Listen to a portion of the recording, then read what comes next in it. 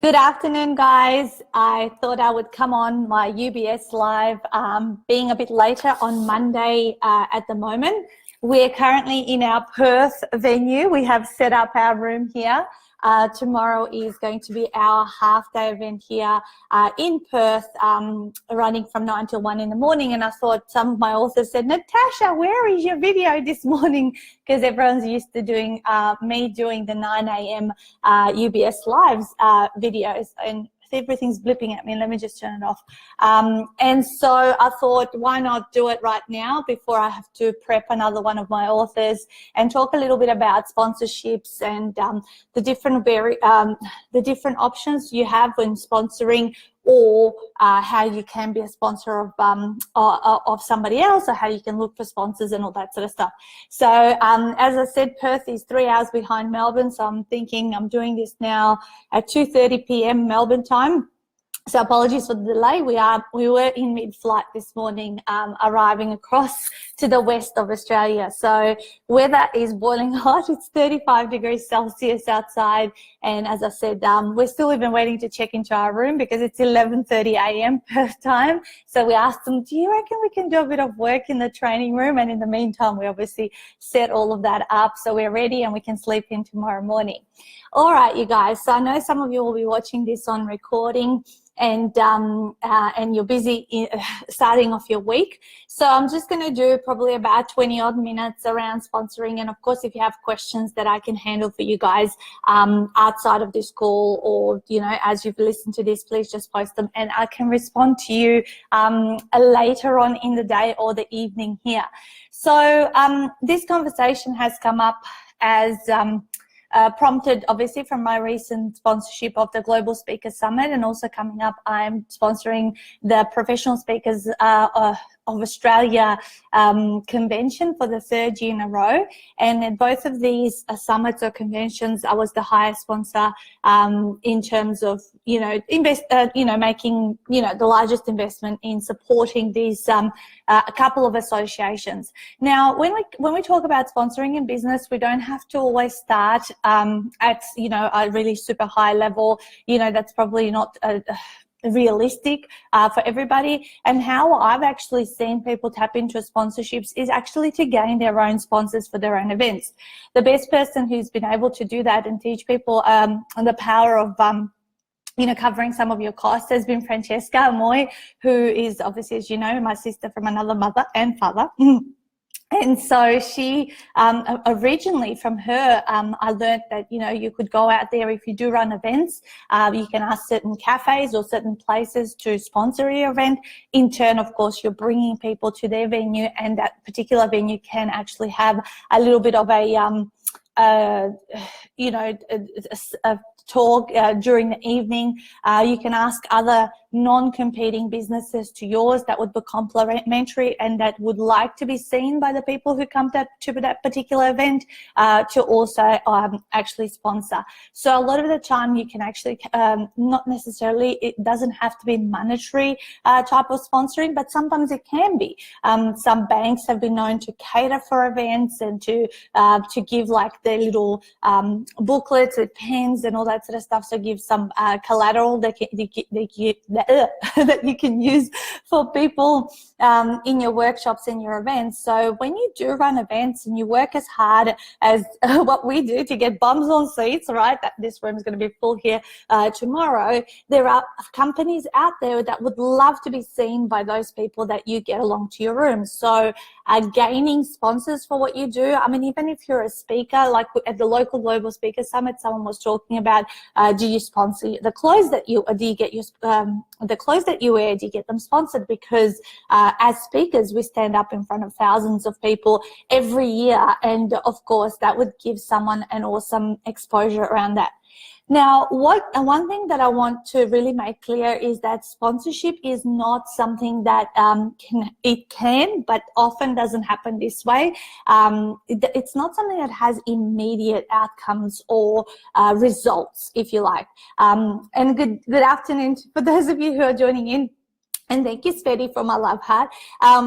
But it's it's about really brand exposure, brand awareness, and actually being able to be seen multiple times. You know how people say, you know, you got to be seen sometimes 5 to 7 times, or have those 5 to 7 different touch points before someone is ready to buy from you. So they, you know, so that they feel they can trust you, they know you, they like you, they don't like you, whatever it is. But it is a long-term strategy. So often when we invest in sponsoring, it's about thinking about how can I perhaps generate the most leads that I can stay in touch with, that I can add value to, and how can I progress these people to get more value from me, therefore to one day perhaps come to a realization that, hey, I'd really would like to get involved with that particular business and buy their program, product or service, whatever it is that you're doing. So always, if you're going to do this, make sure that you are documenting and monitoring your numbers. Now, you don't have to, immediate results it can happen, but often I say give it 12 months after you have sponsored a particular place or a particular event or whatever it is, you know, convention. Give it a good 12 months and then sit down and actually reflect on what happened in the subsequent 12 months as a result of me sponsoring this particular event. You know, has something come off that? You know, was it worthwhile? How was it handled? And all that sort of stuff. Now, when becoming a sponsor, I want you also to be really aware that it's your responsibility to also make this a success. Of course, the organizers are also, they need to take care of you and do their part of the thing. But really, it's up to you. You know, how will you stand out? How will you be memorable? How will you gain people's attention? How will you engage people and actually get them talking to you and getting to know them?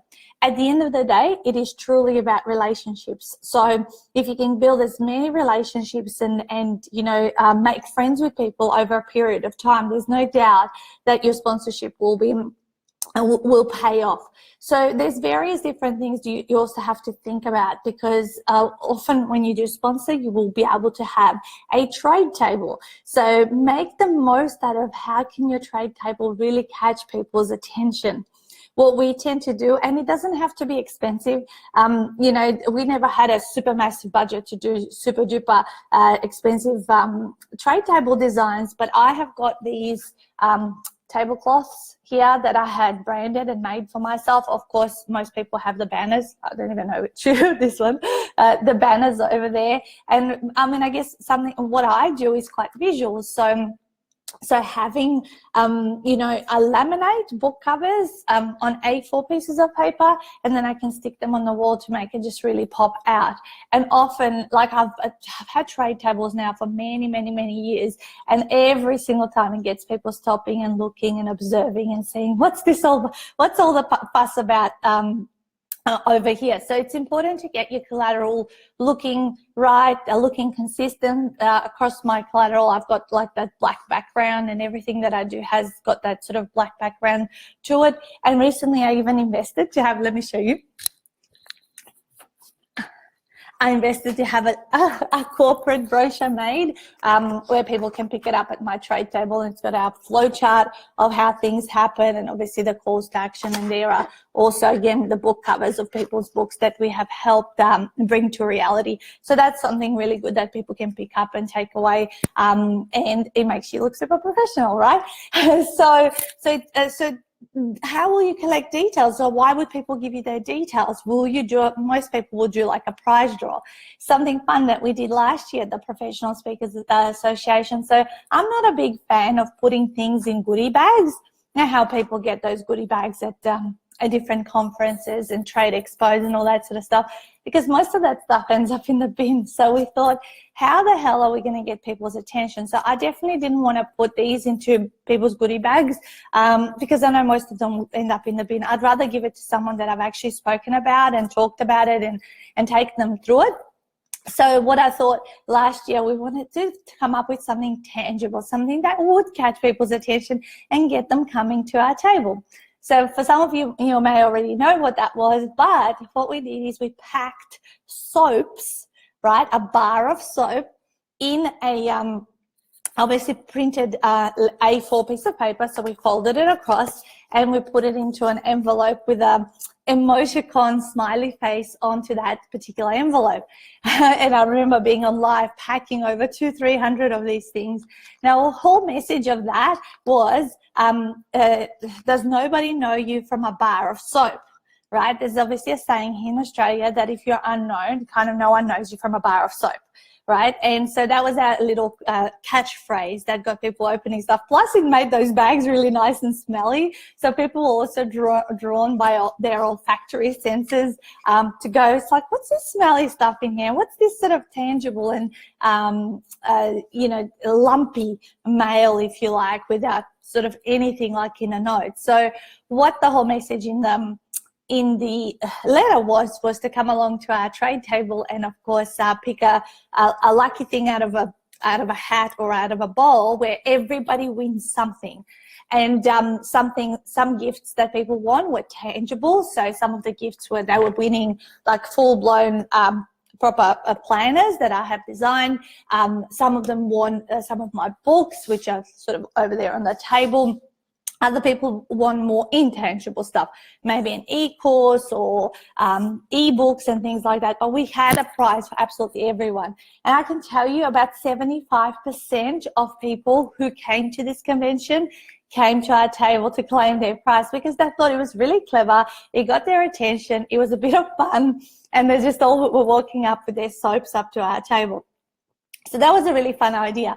This year I wanted to do something a little bit different, but we ran out of time and we thought, oh, you know, and so then I decided I'd rather not do something that's just going to be thrown out into the bin, rather actually come up with a different idea. So this year I also set up my second computer that I have, and I actually had my author retreat video running on a loop, and I had it set up on a table, and we gave away a super massively valuable prize to one person that obviously entered our competition, and certainly did all of the follow-ups and connections with other people that were part of that particular convention.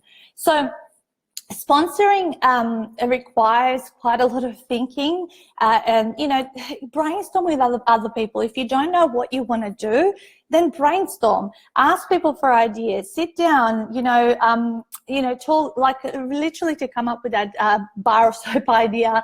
We sat down like 3 or 4 people one evening as we were thinking about this convention that was coming up last year, and we said, what else can we do? You know, what's tangible? What will get people's attention? What's also not too expensive to actually execute, because obviously you've got to do multiple of these things. So there's always clever things. One thing we did in the past, this is back from my ultimate weight loss days in the first 7 years. One of my very first expos that I did was the Pregnancy and Baby Expo that they do a couple of times a year across Australia. And those and the thing that we did with Donna, whom I shared a stand with back then, is to get all the passing mums and grandparents who were at this expo to give us one of their top tips on being a parent or a grandparent. And, you know, what would you tell a new parent or a new grandparent, you know, every tip. And so we had these Postit notes in 3 different colors, because our whole stand had a backdrop of almost like a checkerboard of purple, yellow, and pink, I think it was, but those really, really bright color, you know, cardboard kind of pieces of paper, and we had just literally velcroed them onto those backing walls. So again, something inexpensive, but it really made our whole stand pop out, our whole backdrop. I think a background is really, really important as to what you put on there. And basically, as people, and so we bought the same color Postit notes, and with the same color Postit notes, that's where we got people to write their tips. And what we promised them in return for their name, email, and mobile is, of course, that we were going to compile all of these tips, and we were going to put them in an ebook that we were going to send out to all attendees within a week of this expo finishing. So so we did that. It turned out to be an awesome 12 to 14 page ebook. We designed it really nicely. We put all of the tips. We certainly got some tips and and tricks up our sleeve as well. But it got people so engaged. We had like people lining up to give us their tips. And by the end of the 4-day expo, our walls were just covered with Postit notes of various different people, and everyone felt like they were included and involved in this whole creation of this particular resource. So it was something valuable that they were walking away from. So these are just some ideas of what I have done in the past, but I'm sure there is other ways and clever ways to engage people. You know, be there when you are a sponsor or an exhibitor, be there early, be the last one to leave, always have someone to man your table, and get those extra hands on deck, and absolutely debrief all of your people in terms of what your goals are, what your intentions are, and what is it that you really would like to achieve as a result of taking part in being a sponsor or an exhibitor, for that matter. Because usually sponsorship and exhibiting can sort of fit under the same category, because it's got a couple of different flavors of both things.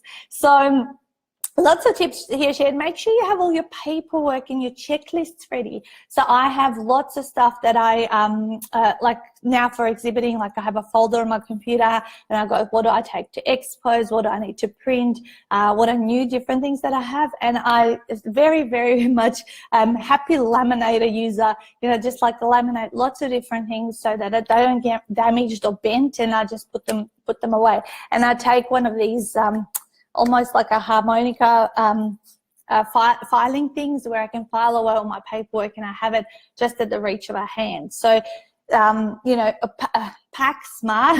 Don't take too much unless you know you're going to get rid of stuff. So often people tend to pack way too much stuff than they will actually get rid of, and then they end up breaking their backs because they're carrying too much stuff. So I always say, observe what's happening at every event, at every convention, at every expo that you run, because usually it's more the relationships and the conversations and the sort of next things that you need to get to people that are going to venture, then you're going to sell a stack of products. Yes, some companies are product-based and they potentially will sell a ton of specially priced products. But for me, I've realized that, yeah, I sell books, I sell planners, but not quite as many as sometimes I've seen people carry out to particular, places where they're going to exhibit. So just watch that, because my husband says, we're not in the marshmallow business. We carry a lot of luggage, and we have a lot of books and all that sort of stuff. And I often say, probably if you have, say, 50 people coming to something, maybe carry enough for 20 to 30% of them to get that one thing. So I trust all of this has been valuable, and if you're watching this recording and you've heard something that resonates to you, let me know what that was, because sponsoring and exhibiting is an important part of running your business. It's a marketing strategy, and it can be something that can really build awesome PR for your business, as well as give you exposure to people that perhaps you may not have met if you weren't in that position. And nowadays, I tend to be connected with a lot of influential people from around the world, and this is actually how the opportunity to launch my business in Dubai came about with Mustafa, because as a result of being the diamond sponsor last year at the Professional Speakers Association, we ended up collaborating and launching the business over there, and helping 15 people become authors, and now set to do our second retreat over there. So that's just now, in hindsight, 12 months after that particular convention, I can say, well, was that worth it? Have I learned lots because of that partnership and that collaboration? And absolutely, it totally was, and same as the year before. So if you have any questions around or tips, or you want any other resource that maybe I've mentioned in here that I can help you with, then just get in touch. But start small, and work on your engagement strategies. Work on how what outcomes you'd like to have out of sponsorships and exhibiting, and absolutely look for your own business. Look for sponsors so that you can also be able to fund extra things that you normally perhaps are just paying out of your own pocket. So who are the people that your sponsors would like to be in front of, you know, that you're obviously not in competition with, but would love to be in front of those people. So guys, have an awesome day. I have to go here from Perth. In about 8 minutes time, I'll be starting one of my author prep sessions for the next. I'm slowly getting through all the May retreat authors, getting their books all sorted out so they can be doing their homework at home. And I will connect with you again next week. Now, next week, on next Monday, I am traveling to Queensland, but I believe I'm still at home at 9 a.m. So I'll be able to do my normal Monday morning, 9 a.m. UBS Live. And by all means, open to suggestions and ideas or topics that you perhaps would like me to cover off in more detail. All right, have an awesome day. Smash out your week. See you from Perth and then later on from Adelaide this week. And tomorrow, we will be hosting our event in the morning here for an amazing group of 30 soon to be budding authors. All right, guys, have an awesome day. Bye.